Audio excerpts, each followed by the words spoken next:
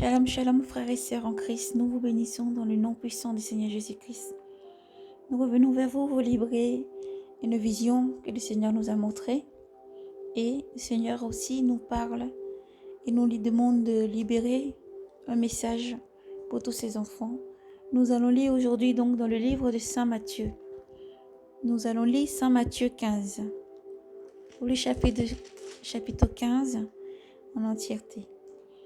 Nous vous bénissons et espérons encore que vous allez bien, que votre relation avec Christ soit fortifiée encore dans le Saint-Esprit, la méditation et la sainteté et la pureté. Que le Seigneur vous bénisse et vous protège et vous garde. Frères et sœurs, sans plus tarder, nous allons laisser ce moment dans la main du Maître véritable Jésus et nous allons ensuite prendre la lecture. Éternel mon Dieu, mon roi, nous te bénissons pour tout ce que tu es. Jésus, à toi la louange, la gloire, la puissance et l'action des grâces. Viens, ô Esprit de Dieu, prends totalement le contrôle de ce moment, Seigneur. Père, que tout démon, tout esprit mauvais s'élevant contre ce message soit lié, jeté en enfer, par ta puissance, en ton nom puissant, Jésus-Christ. Merci car tu parles à tes enfants. Merci car tu es vivant, fidèle, amour, paix et patience. Merci Seigneur parce que tu parles toujours. Tu es un Dieu d'amour et de vérité. Que ta vérité, Seigneur, soit toujours celle qui fortifie nos frères. Que tu te tiens toujours près de nos frères et sœurs du monde entier, Seigneur. Sanctifions leur foi par la vérité, Seigneur. Nous sanctifions tous par la vérité que tu es, Seigneur. Merci. À toi la louange, l'honneur, la gloire, la puissance, la sagesse et l'action des grâces. Seigneur Jésus, merci pour tout ce que tu es. Amen. Nous espérons que vous avez pu attraper vos Bibles ou vos applis. Et nous allons lire maintenant, disposés en esprit, dans le livre de Saint Matthieu, chapitre 15. Saint Matthieu chapitre 15. Alors, les pharisiens et les scribes,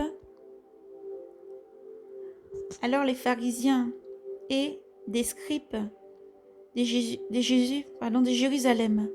Alors les pharisiens et les scribes de Jérusalem s'approchaient de Jésus et lui dit: Pourquoi tes disciples transgressent-ils la tradition des anciens? En effet, ils ne se lavent pas les mains au moment de prendre leur repas.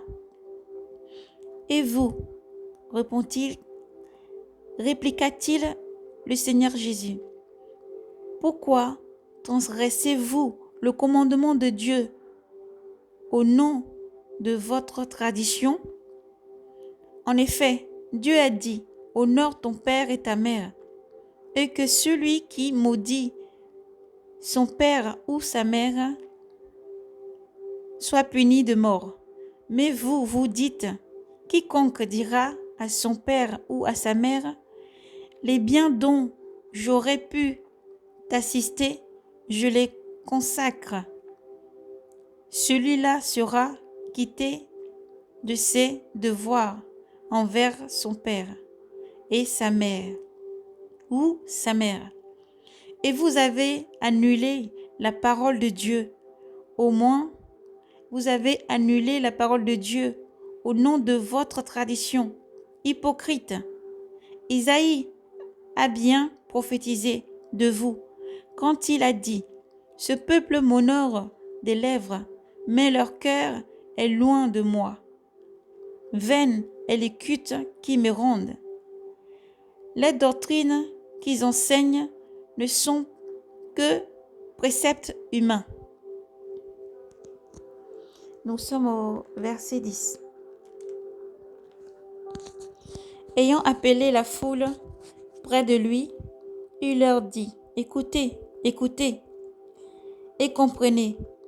Ce n'est pas ce qui entre dans la bouche qui souille l'homme, mais ce qui sort de sa bouche. Voilà ce qui souille l'homme. Alors s'approchant, les disciples lui disent: sais-tu que les pharisiens se sont choqués? Les pharisiens sont choqués de t'entendre parler ainsi. Jésus leur répondit: tout plan que n'a point planté mon Père céleste sera arraché. Laissez-leur, ce sont des aveugles. Ils guident des aveugles. Or, si un aveugle guide un aveugle, tous deux tomberont dans un trou. Pierre, prenant alors la parole, lui dit, « Explique-nous la parabole. » Jésus lui répondit, il dit, « Vous aussi maintenant, encore, vous êtes sans intelligence?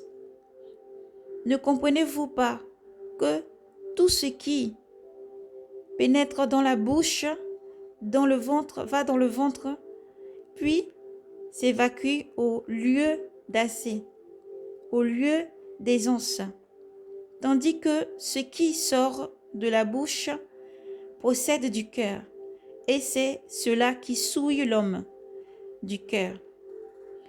Du cœur, en effet, procède mauvais dessein, meurtre, adultère, débauche, vol, faux témoignage, diffamation, voilà les choses qui souillent l'homme. Mais manger sans s'être lavé les mains, cela ne souille pas l'homme. Amen. Gloire au Seigneur Jésus. Le Seigneur appelle vraiment nos frères et sœurs à vraiment s'aligner maintenant, à sortir du monde et à mettre de l'ordre dans leur vie, parce que le Seigneur arrive. Le Seigneur demande de faire attention, de prier, et même si c'est difficile, que les mots qui sortent de la bouche, que vous avez tendance, ou peut-être il y a un dépassement, et ça fait que ça dépasse le maîtrise de soi, et les mots peuvent partir, les paroles peuvent partir. Au lieu de heurter et de sensibiliser, elles blessent, elles choquent. Vous avez pour maître Jésus-Christ. Nous avons pour maître Jésus-Christ. Ce n'est pas facile. Le Seigneur a dit dans les derniers temps, il y aura des temps difficiles. Autant les déchirures partout, des moqueurs partout, autant d'angoisse, autant des cris, des murmures, autant des critiques, autant de choses mauvaises. Mais sachez que parmi que les choses mauvaises grandissent, parmi que l'iniquité grandit, il y a aussi la lumière qui surabonde. La grâce du Seigneur Jésus-Christ, la grâce de Dieu surabonde. Il est la lumière et la lumière ne peut s'éteindre. Vous êtes la lumière du monde. Vous êtes la lumière du monde. Alors que soient les difficultés, demandez au Seigneur Jésus-Christ de vous fortifier.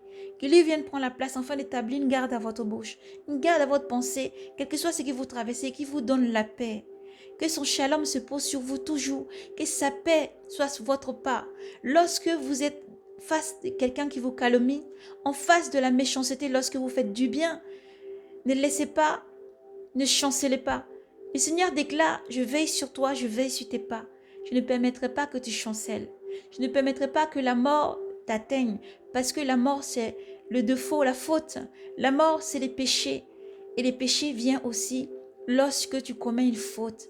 Lorsque tu te laisses emporter par les choses du monde. Mais il dit, j'établis une garde à tes pas, j'établis une garde à ta bouche. Je suis la porte de la bergerie. Je suis le berger.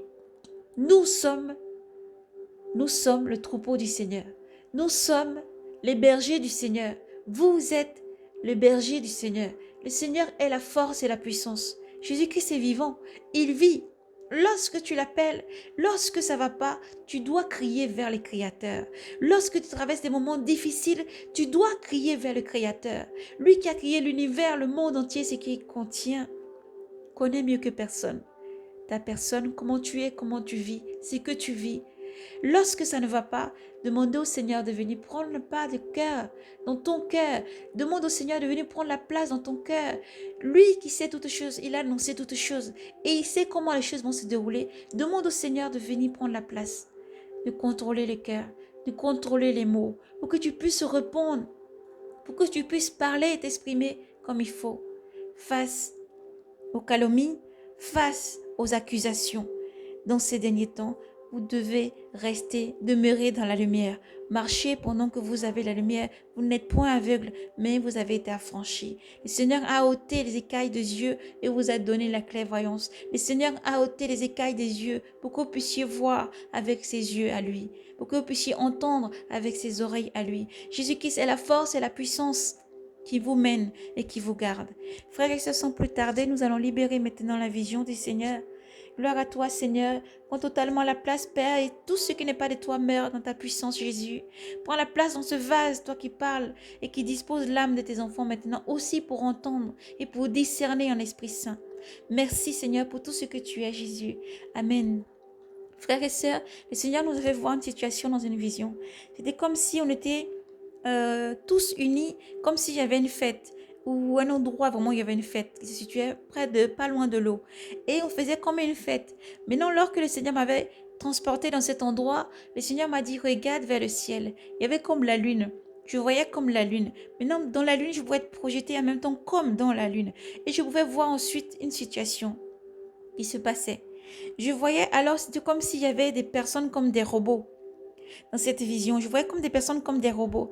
Ils avaient comme en dessous, en tout cas sur leur corps, comme le corps formé des robots, une matière toute molle, une matière vraiment toute molle. Et je voyais une autre matière que d'autres robots ou d'autres machines posaient ça sur eux, en fait.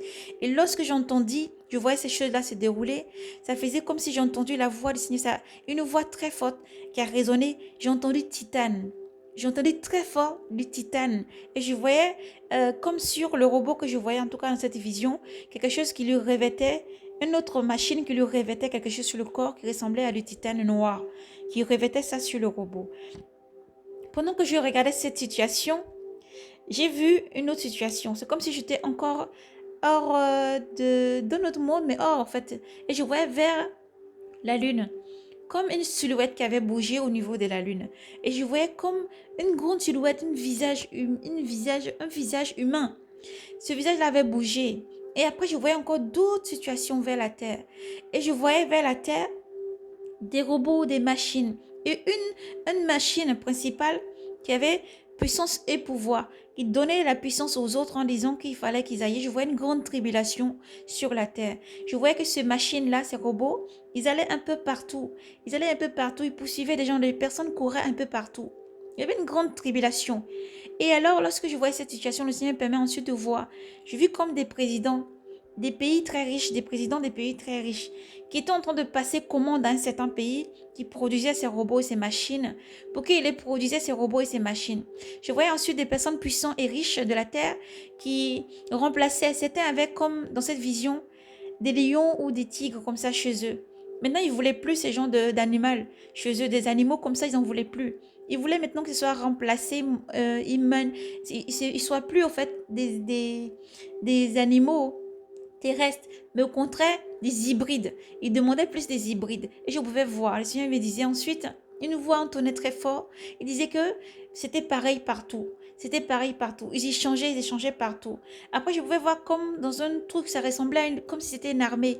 Dans cette armée aussi, il y avait la moitié, c'était des machines. C'était des machines. Mais comme ils étaient un peu plus intelligents que les personnes, qu'ils étaient humains, en fait, totalement humains, ces présidents-là, ces personnes qui avaient plus de pouvoir et de richesses, voulaient complètement avoir que ça dans leur armée, et ne voulaient plus les humains en fait qui étaient dans l'armée, parce qu'ils n'avaient pas la capacité de réagir, la capacité d'endurance et tout ça comme ces machines. Je voyais vraiment une grande tribulation ensuite sur la terre. Une grande tribulation. Je voyais ces robots-là comme transformés comme des tigres, comme des lions, qui allaient par endroits, qui poursuivaient des gens. Voilà, je voyais vraiment une grande, très très grande tribulation sur la terre, qui se déroulait sur la terre. Voilà, le Seigneur m'a montré, voilà, cette vision. Rien n'est retranché parce que le Seigneur parle tantôt d'une manière et tantôt d'une autre. Et le Seigneur m'a dit, va et dis-leur. Vous allez comprendre parce que ceux qui sont avec l'Esprit du Seigneur, avec l'Esprit de Dieu, comprennent aussi dans quel temps nous sommes. Et le Seigneur vous demande d'être brave et courageux, de fixer le regard vers lui, de garder cette espérance, de continuer à persévérer dans la prière. Non pas pour que votre cœur se trouble et prenne peur et se trouble, mais gardez confiance dans le Seigneur qui dit, je viens. Je pars vous préparer une place. Si cela n'était pas, je ne vous le dirai pas. Mais je pars vous préparer une place. et je viens vous chercher. Les seigneurs arrivent. Les seigneurs arrivent aussi. Le Seigneur demande à ses enfants de faire attention, de veiller, rester prier. Veillez, restez prier, jeûnez sans cesse. À vous qui priez, qui avez l'impression que vous ne sentez pas la présence du Seigneur. Et encore plus de tribulation. Vous devez encore jeûner et prier. Le Seigneur a dit dans les derniers temps, autant les temps difficiles, que vous le chercherez. Vous le chercherez, mais il dit, je me laisse trouver par ceux qui me cherchent réellement.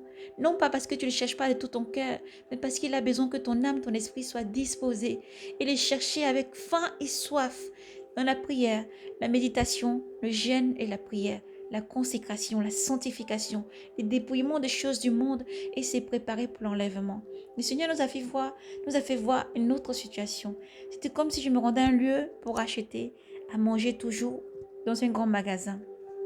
Une autre sentinelle a vu aussi cette situation et a confirmé. Cette situation se déroulait ainsi. Ils sont rentrés dans un magasin. Moi, j'ai rentré la première dans ma vision à moi, que le Seigneur a montré pour sa gloire. Il nous a montré qu'on rentrait dans un magasin faisant les courses et arrivait toujours à la caisse. On ne pouvait pas passer parce qu'il fallait se faire scanner le bras droit. Dans le bras droit des gens qui étaient là, il fallait qu'ils scannent leurs mains et après ils pouvaient prendre les courses et partir. Et moi, j'ai vu que je n'ai pas pu encore une fois parce que je n'avais pas sur ma main droite un petit truc qui devait apparaître et il apparaît lorsqu'il passe le scan. Et je n'avais pas ça dans la main, donc je ne pouvais pas. Ensuite, la sentinelle a confirmé le même jour qu'elle aussi elle a vu la même chose, mais qu'elle avait pris ça par accident. En jouant, en courant un endroit, il y avait comme des camps, des endroits qui avaient été posés où il fallait aller là-bas. Lorsque tu passais, tu rentrais dans cet endroit, tu pouvais aller te faire poser ces choses-là dans la main droite. Dans la main droite. Voilà. Donc nous libérons vraiment ce message pour que le peuple de Dieu, l'Église du Seigneur, reste dans la sanctification, reste dans la sainteté et près du Saint-Esprit. Près du Saint-Esprit. Près du Saint-Esprit. Près du Saint-Esprit. Le Saint-Esprit, Dieu a dit dans les derniers temps, je répondrai de mon Esprit Saint sur toute chair. Sur toute chair, alors vous avez des visions, vous avez des rêves, vous avez des songes. Le Seigneur vous parle tantôt d'une manière et tantôt d'une autre. Dieu n'est pas un Dieu qui laisse son peuple sans parler. Dieu annonce toujours ce qu'il va faire. Il annonce toujours ce qu'il va faire à ses enfants. Il prépare son peuple, oui, parce que le Seigneur arrive. Alors restez braves et courageux et résistez. Ne prenez pas la marque de la bête. Personne ne peut dire, je ne savais pas et j'ai pris. Mais vous avez été alertés, vous êtes alertés jusqu'à ce que l'enlèvement ait lieu. Le Seigneur va alerter jusqu'au bout. Mais aussi, il y a de la résistance parce que le Seigneur dit, ceux qui endurcissent leur cœur, ceux qui endurcissent leurs oreilles et qui n'écoutent pas, à vous de vous repentir pendant qu'il est encore temps. Répentez-vous parce que le Seigneur vous aime. Répentez-vous parce que le Seigneur vous aime. Le Seigneur ne veut pas que vous ayez à subir la grande tribulation qui va arriver sur ce monde. Alors le Seigneur vous demande d'être prêt, sanctifié et prêt pour l'enlèvement. Maranatha, le Seigneur Jésus-Christ arrive. Voici donc nous nous arrêtons là pour le message. Et lisez donc dans le livre de Saint Matthieu 15, chapitre 15, et méditez. Demandez au Seigneur de veiller sur votre cœur. Nous répétons, ce n'est pas facile. Mais le Seigneur n'a pas dit que ce serait facile. Il a dit, prenez cœur, soyez braves et courageux parce que j'ai vaincu le monde. Autant la force et la puissance est en Jésus-Christ. La force et la puissance est dans le sang de l'agneau qui vous couvre et vous réveille. Autant la force et la puissance est en Jésus-Christ. Accrochez-vous au Seigneur Jésus-Christ. Repentez-vous, venez à Jésus-Christ. Confessez vos péchés. Renaissez. Faites-vous baptiser. Rendez droit les sentiers du Seigneur. Repentez-vous parce que le Seigneur arrive. Soyez braves et courageux. Persévérez. Le Seigneur est celui qui vient pour vous apporter la paix. Il est celui qui peut apporter la paix lorsque ça ne va pas. Il faut s'accrocher au Seigneur. Marchez dans la sanctification. Marchez dans la lumière. Marchez dans la vérité. Ayez toujours cette vérité pour ceinture. Jamais vous n'enlevez votre ceinture. Ayez cette vérité en ceinture tous les jours. La cuirasse des justices. Les ailes toujours pour annoncer l'évangile. Ce bouclier de la foi et l'épée tranchant qui est la parole de Dieu. Et Dieu sera toujours avec vous pour vous sortir tous les jours. Il ne permettra pas que vous chancelez. Dieu est un Dieu de vérité, d'amour et de fidélité. Dieu n'est pas un Dieu de mensonge, mais un Dieu de vérité. Il est toujours là, chaque instant, présent dans chaque chose. Et Dieu est là. Dieu vous aime. Jésus-Christ vous aime. Soyez braves et courageux. Persévérez, car Jésus-Christ vous aime. Éternel, mon Dieu, mon roi, Seigneur, sois la force, la puissance qui guide tes enfants encore, Jésus, tous les jours. car tu as dit, je suis avec vous jusqu'à la fin du monde. Et dans chaque chose, tu es présent.